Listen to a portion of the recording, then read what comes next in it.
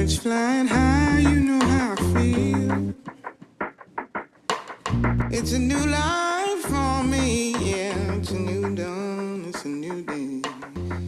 Ooh, ooh, ooh.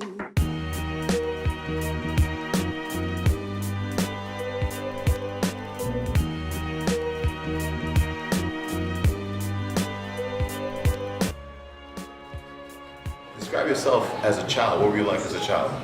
I was challenging as a child. Well, for my mother, I was challenging. For my dad, I just really acquiesced, man. You know, so here's a good example of me as a kid, right? I got upset with my mother. I happened to have over 500 rubber bands. So I took the rubber bands and made strings out of them, one after the other.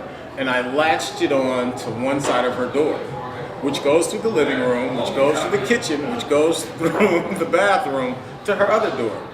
And I locked her and her boyfriend inside because they needed a timeout. So every time they opened one door, it slammed the other one. And they were stuck in there because they needed a timeout. They had been bad. And you were the one too. Well, I was the only one that could help the people because the leadership had clearly lost its mind. And I just was trying to show them what a timeout was like. Maybe they needed some time together to rethink how to treat the people. Okay, so were As you see, I still haven't got over that moment. No, you see, that's clearly. still very clear in my mind. I think it was an Clearly. accurate assessment of how to use rubber bands and how to get the results you want from the leadership. So exactly just how rebellious were you? I guess. All right. To be clear, I was so rebellious that at a certain age, my mother gave me to a foster family. Wow. So my rebellion was authentic, and it went on. What was the driving I had force to be behind removed.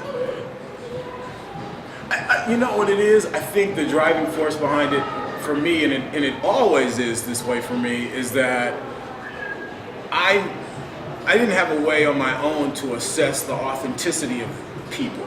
Okay.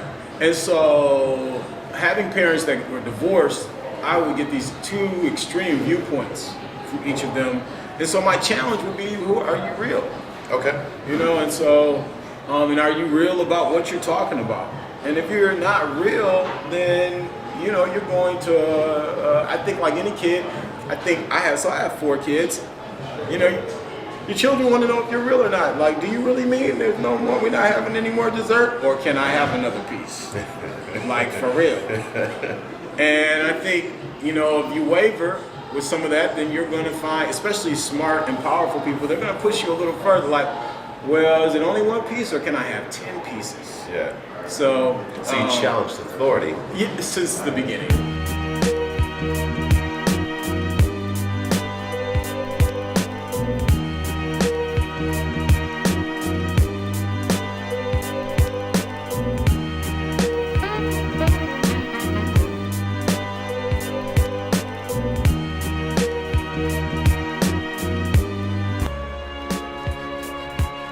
I have a goal. I think it's kind of like when I hear people in sports say their goal is to win the championship, but it's one play, you know, it's one practice at a time, one play at a time, one goal at a time.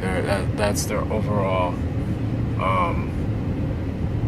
philosophy, is that you can't play the games that haven't come and you can't practice for what's not there. So, you know, everything is about building towards that greater goal. And for me, the Super Bowl is every educator in America having healthy words on their consciousness in their arsenal as a part of the tools that they can use to empower the children in this country. So that's my Super Bowl.